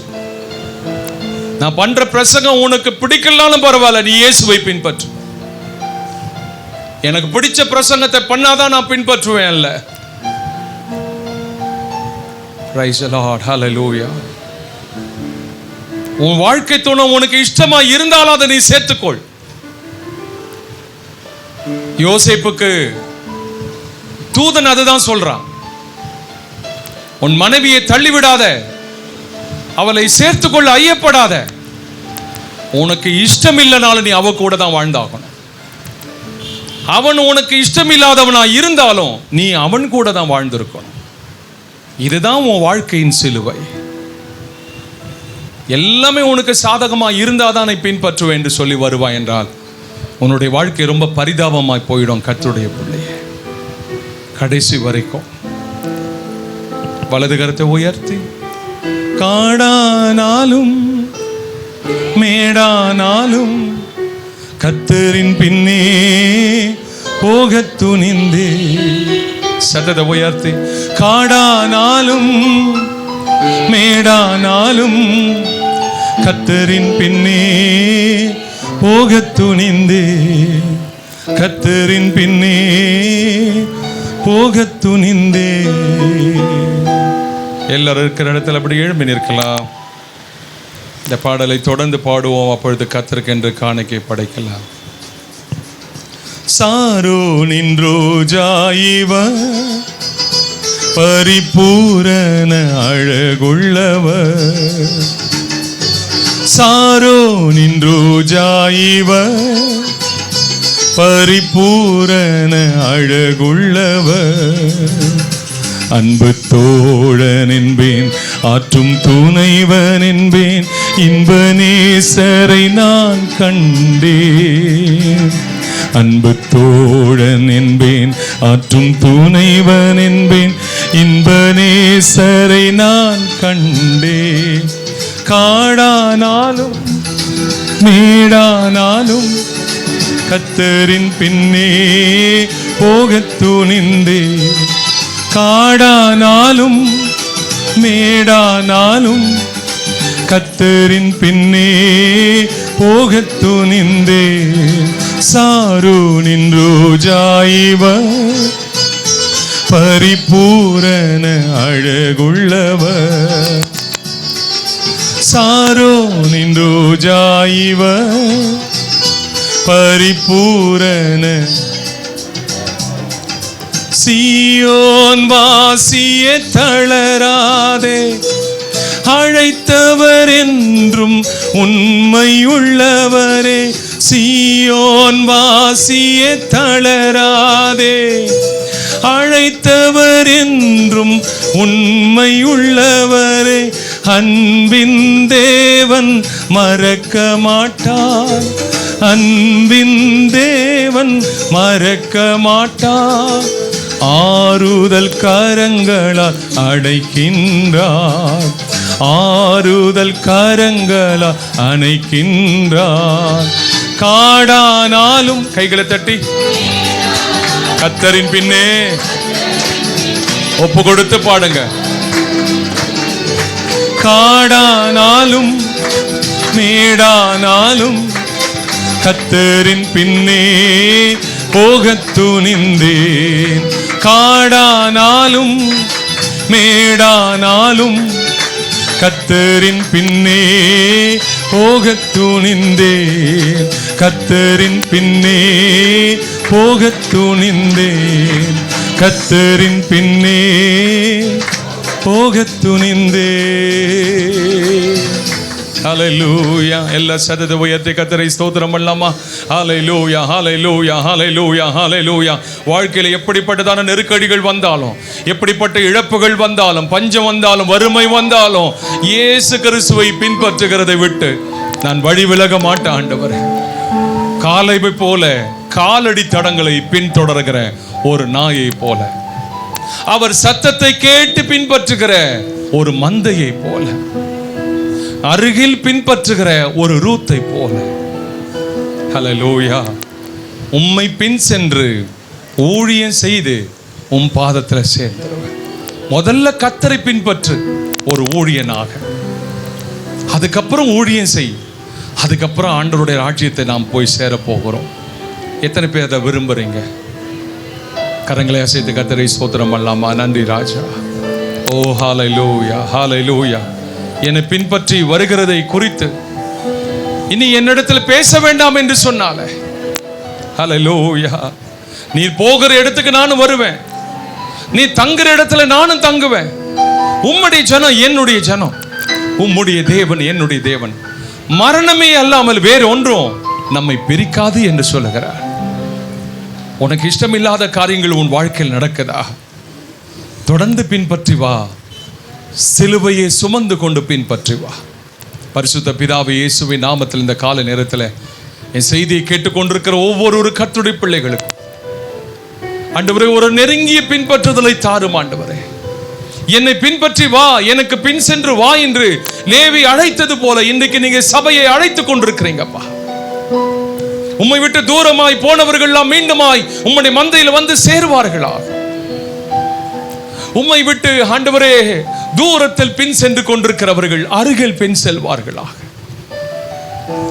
காடானாலும் மேடானாலும் கர்த்தரின் பின்னே போக துணிந்தேன் என்று சொல்லி ஒரு துணிவை எங்களுக்கு நீர் தாரும். தாவீதுனுடைய பராக்கிரமசாலிகள் துணிந்து போனார்களே பாளையத்துக்குள்ள, துணிந்து செல்வதற்கான துணிவை தாரும். பயங்கள் ஜனங்களை விட்டு நீங்கட்டும், பதற்றங்கள் நீங்கட்டும். எந்த ஒரு அச்சுறுத்தலுக்கும் பிள்ளைங்க பயப்படாம துணிந்து பின் செல்லக்கூடிய கிருபையை தார். சபையாரை பலப்படுத்து, படைத்த காணிக்கைகளை ஆசீர்வதி, நிறைவான பலனை அவர்களுக்கு நீங்க திரும்ப தார். இயேசுவின் நாமத்தில் வேண்டுகிறேன் பிதாவே, ஆமென். சேர்ந்து சொல்லுவோம். என் ஆத்துமாவே கர்த்தரை ஸ்தோத்திரி, என் முழுவதுமே என்னுடைய பரிசுத்த நாமத்தை ஸ்தோத்திரி. என் ஆத்துமாவே கர்த்தரை ஸ்தோத்திரி, அவர் செய்த சகல உபகாரங்களை மறவாதே. கர்த்தருடைய ஆசீர்வாதத்தை பெற்றுக்கொள்வோம். நம்முடைய கர்த்தராகிய இயேசு கிறிஸ்துவின் கிருபையும் பிதாவாகிய தேவனுடைய அன்பும் பரிசுத்த ஆவியினுடைய ஐக்கியமும் நாம் அனைவரோடு கூட கர்த்தருடைய நாள் வரையிலும் நிலைத்திருந்து காப்பதாக. ஆமென். எல்லாருக்கும் ஸ்தோத்திரம். கர்த்தர் உங்களை ஆசீர்வதிப்பார். சமாதானத்தோடு போய்வார்.